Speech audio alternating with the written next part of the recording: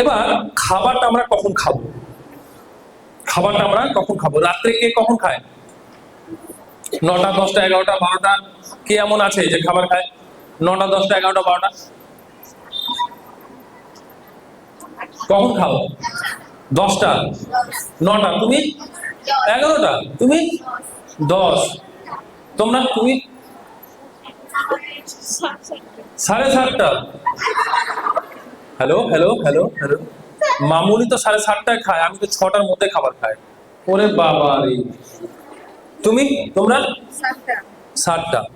তো মামুনি মামুনি মামুনি বলার সময় ভাবছে যে সবাই তো 10টা 11টায় খায়, তাহলে তারা কত না ভিআইপি হবে। মামুনি কিন্তু বলতে ইতস্তত বোধ করছে, যদি বলবো তো সবাই যেন হাসে, সেটা না। ভালো করে বুঝবো বাবু, ও কিন্তু একদম সঠিক সময় খায়, আরো সময়টাকে কমাতে হবে। কে দেখতে পাচ্ছি না তো?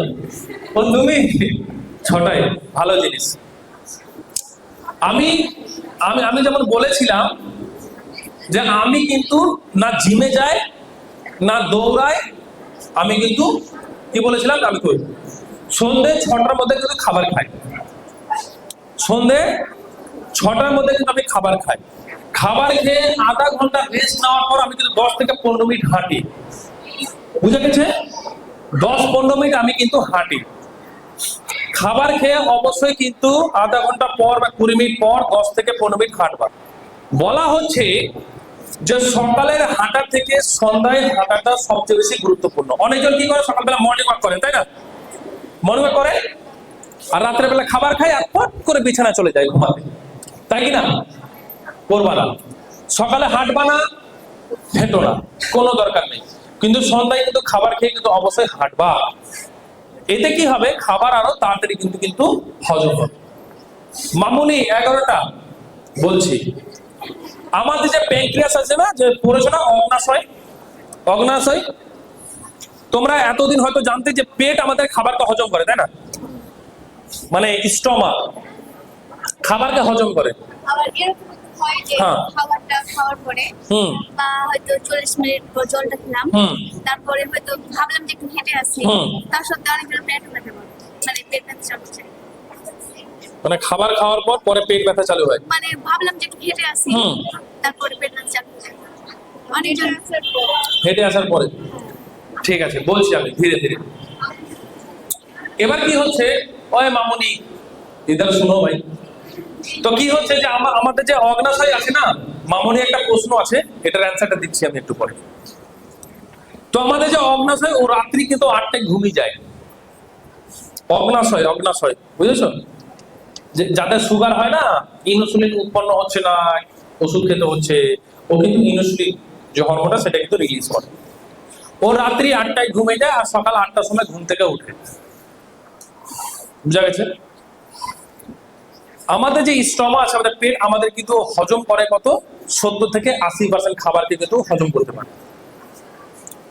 20% খাবারকে ডাইজেস্ট করে, মানে হজম করে, সেটা হচ্ছে প্যানক্রিয়াস।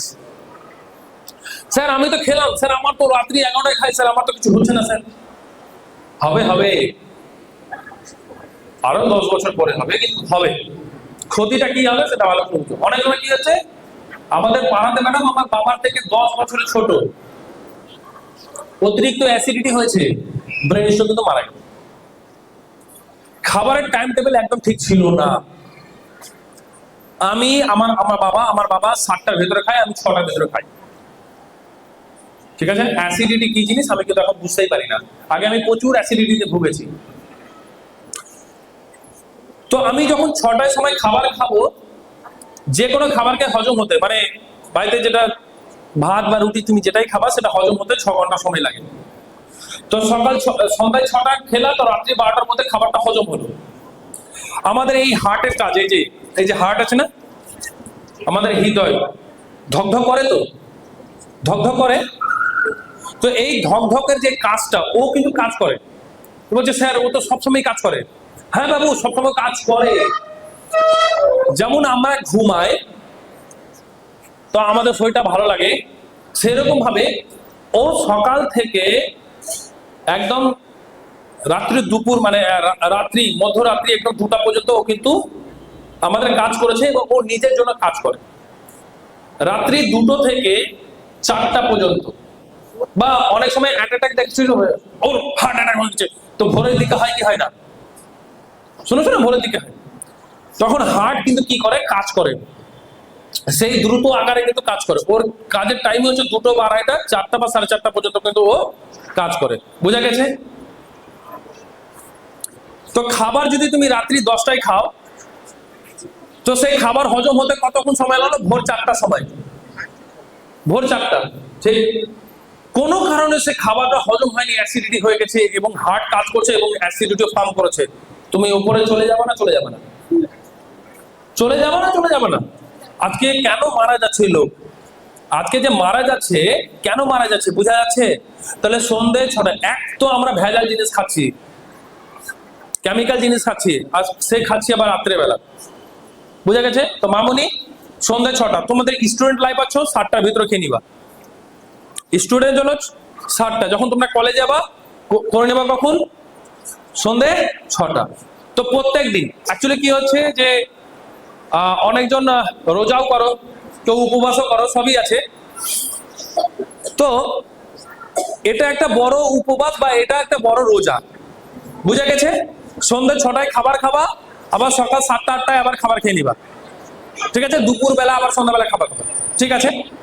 তো এই যে গ্যাপটা, এই গ্যাপটা কিন্তু তোমার কিন্তু শরীরের জন্য বিশাল বড় কিন্তু উপকার। ওই যে বললাম না যে আমি জুম যাই না, ইসে যাই না, কেন যাই না? সন্ধ্যাবেলা খাবার খাই, তাহলে আমার এক্সট্রা ফ্যাট জমা হতে দিবে কি আমার শরীর? টিউমার হবে কি হবে না? টিউমার, ক্যান্সার কেন হচ্ছে? এগুলোর জন্যই তো হচ্ছে। আমাদের শরীর বেশি খাবার খেতে চায় না, আমরা কিন্তু ঠুসে খাবারটা খাই না। তো খাবার অ্যাকচুয়ালি পেটের জন্য খাচ্ছি না, আজকে খাবার কিন্তু জিভের জন্য খাচ্ছি না। এত সুন্দর লাগছে আমার না, মা আরো 2 পিস দাও না, মাংসটা খেতে ভালো লাগছে। পেট বলছে বেটা খাস না, জিভ বলছে দূর খেয়ে নি, ভালোই লাগছে, তাই কি না? তো সেই জন্য আমি বলছি যে আগেকার লোক না, খাদ্যের অভাব ছিল, মানুষ কম মরতো, আজকে খাদ্যের অভাব নাই, মানুষ বেশি মরছে খাবারের জন্য। তো আজকে ডেটে আমাকে দেখে কি আমার কোনো জিম লাগবে? আমার ভুঁড়ি আছে, কিছু আছে, তাই না? তো এটাই হচ্ছে আমার শরীরের মধ্যে আজকে ডেটে কোনো রোগ নাই, কোনো ওষুধ খাই না। হ্যাঁ বাবু? আপনার রোগ নেই, তাই জন্য আমি একটা কথা বলতে চাই। হ্যাঁ।